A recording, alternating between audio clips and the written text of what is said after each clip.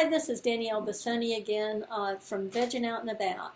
And I'm here with the second part of my interview with Sherry Shrallo, who is a certified professional coach, a licensed clinical social worker, and she's also a graduate of Cornell's plant-based certification program.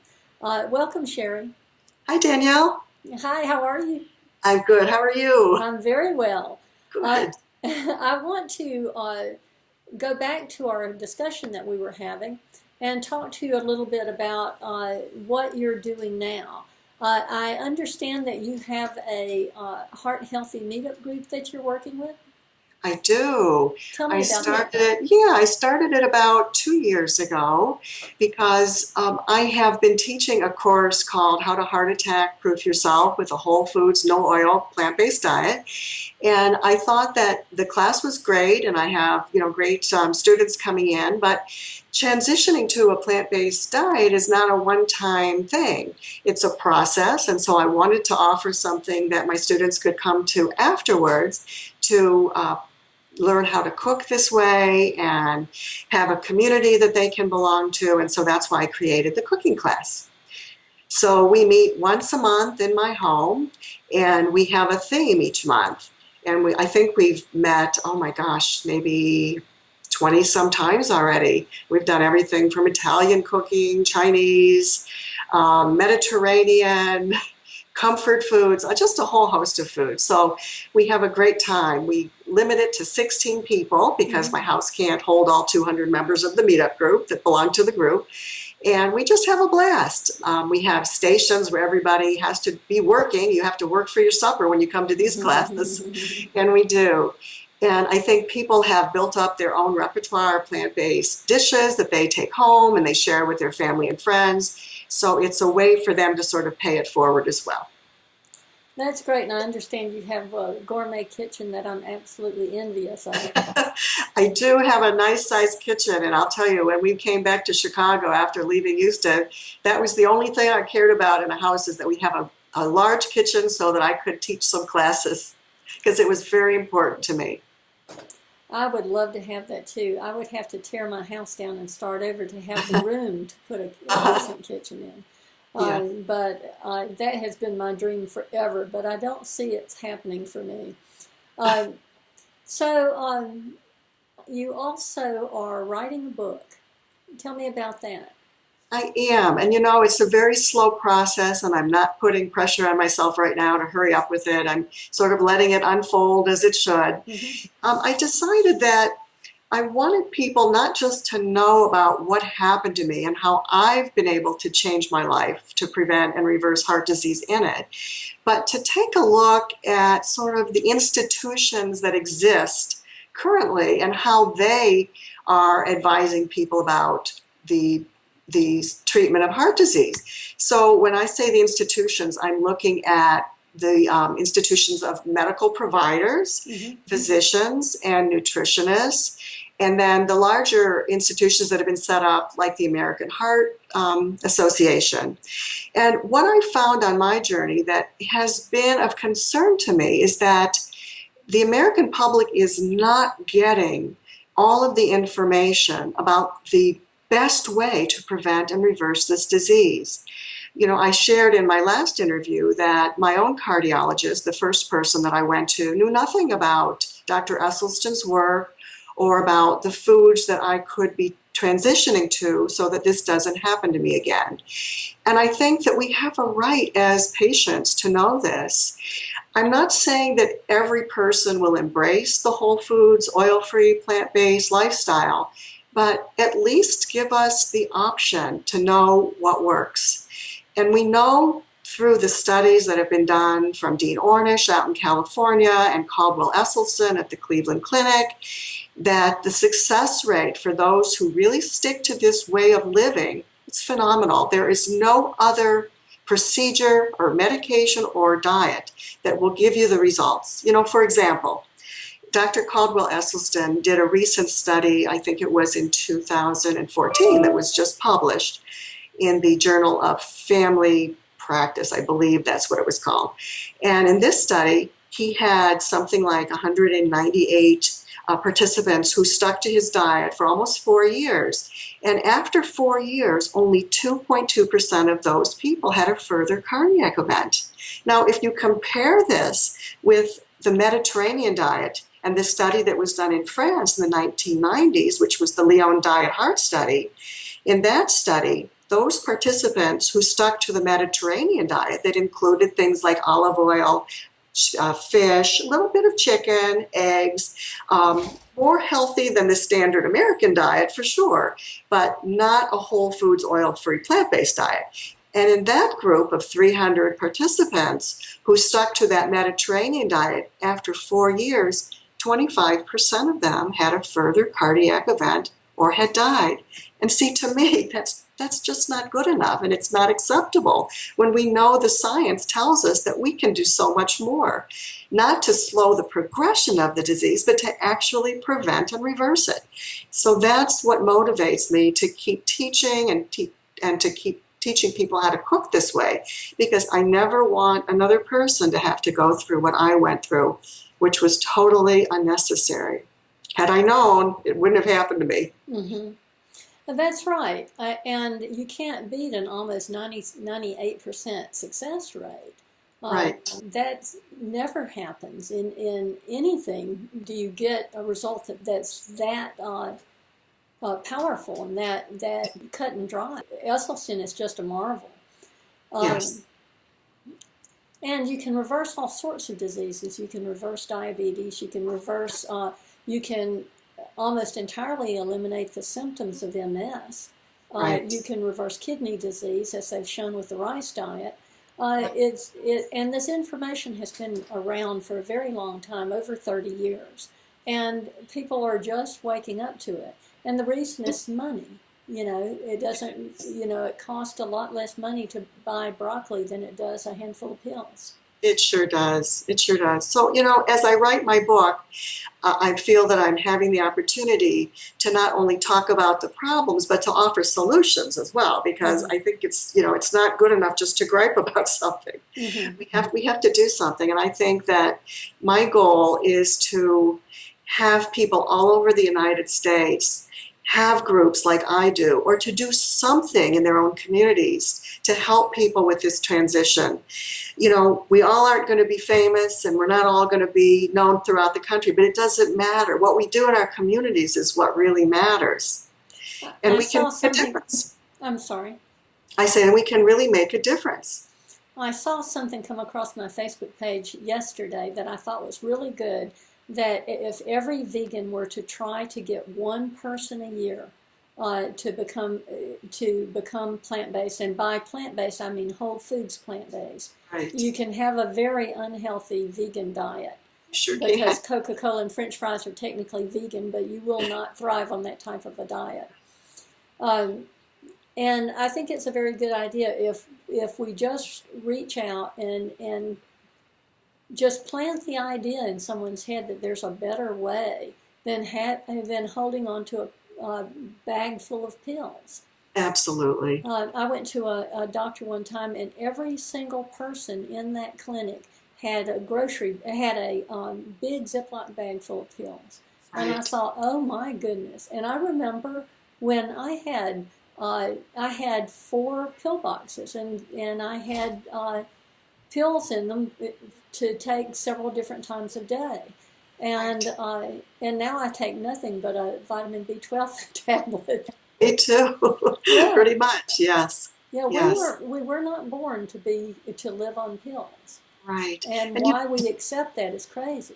I know. And Danielle, I think that a lot of our changes are going to come when medical students are taught about nutrition in medical school and taught about plant-based nutrition, mm-hmm. and the power for its ability to prevent and reverse the diseases you mentioned.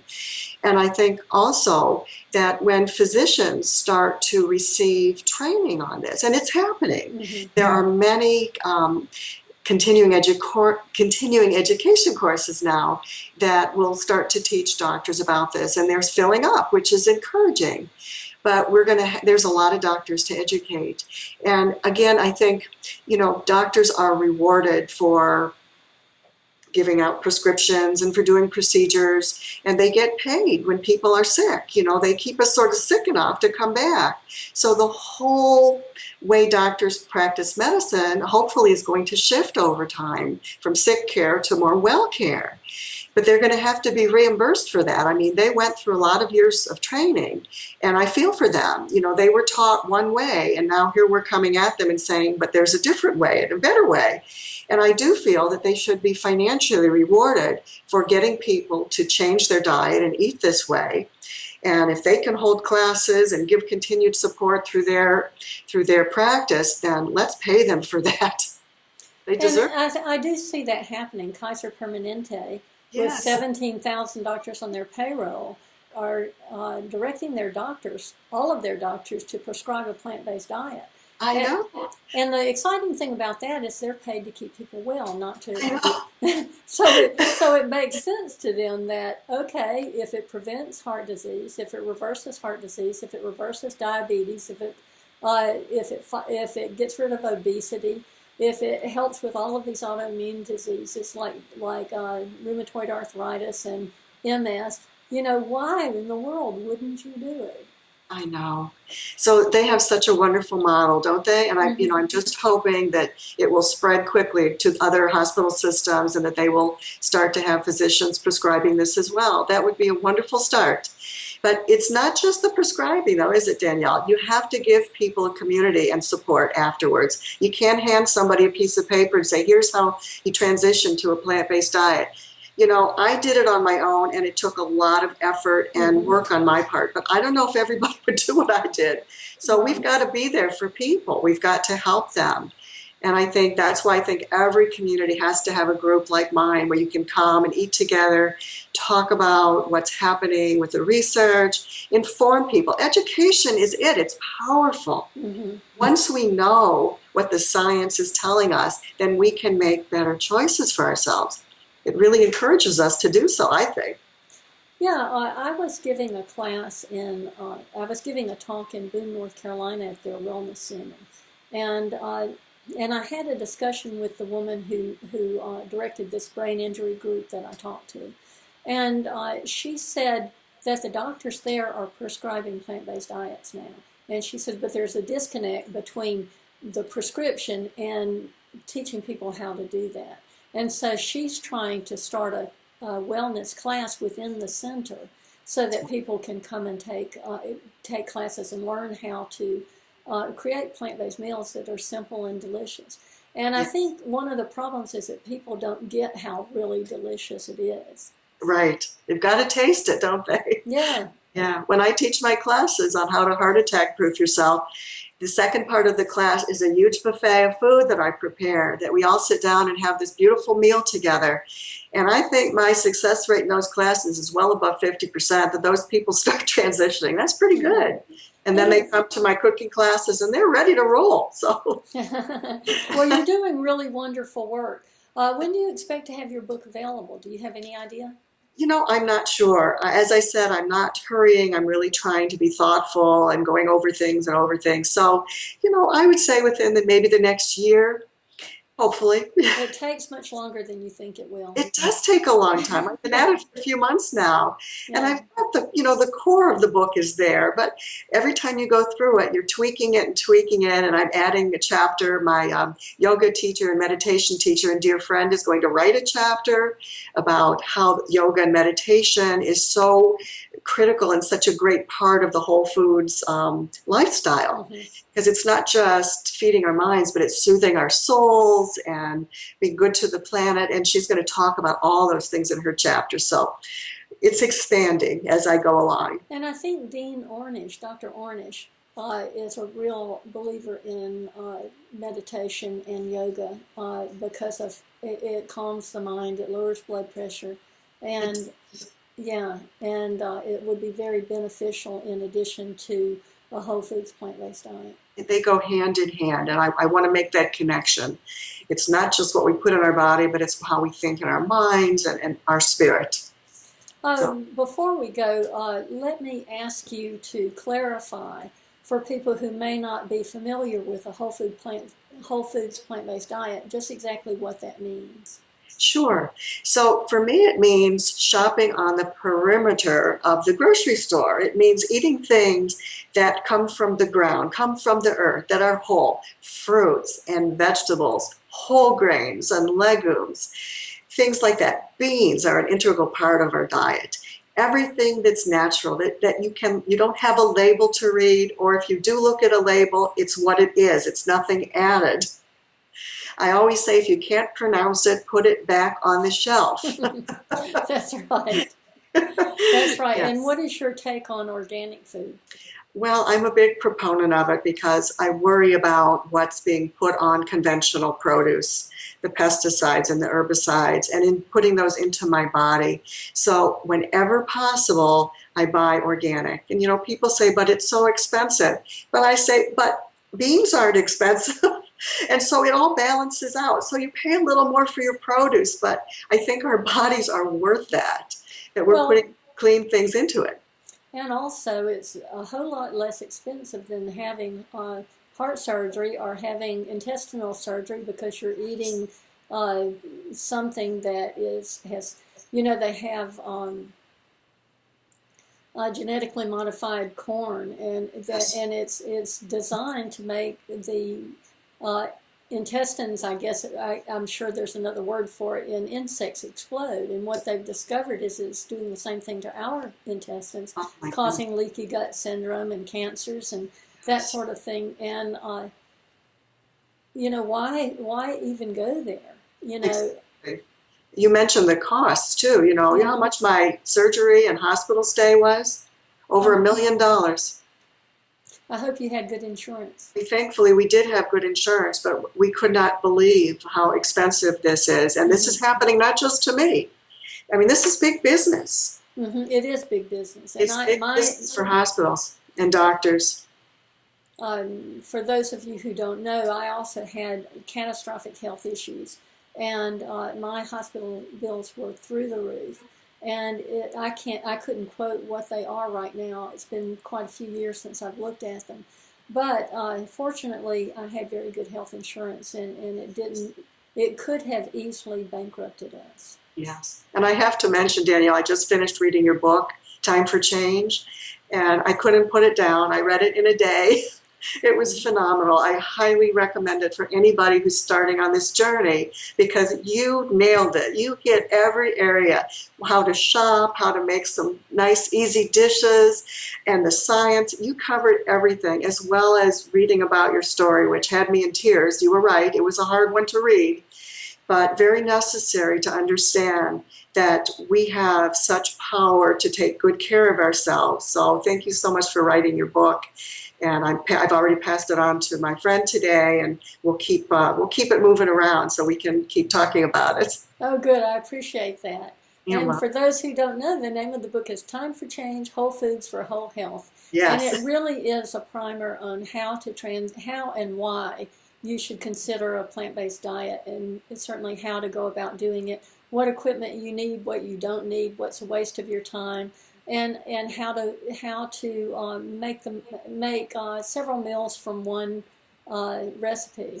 And Right. so I hope you'll consider looking at that. It can be found on Amazon. And so is there anything else you'd like to share with us before we go? Yeah, well, just one last thought. I was reading the American Heart Association's mission statement as I was writing my book, because I do have a discussion about, that's another institution I talk about in my book.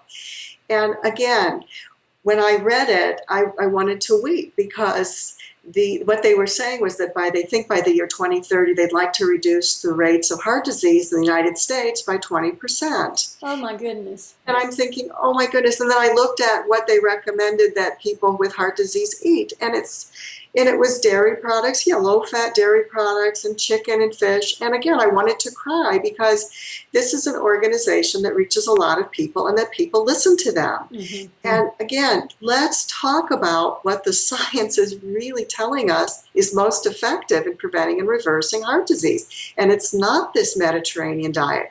It's not olive oil or any other kind of oil. Those things will add cholesterol and plaque into your arteries, and it may slow the progression of your disease. If you're eating more fruits and vegetables, that's great. I'm all for that.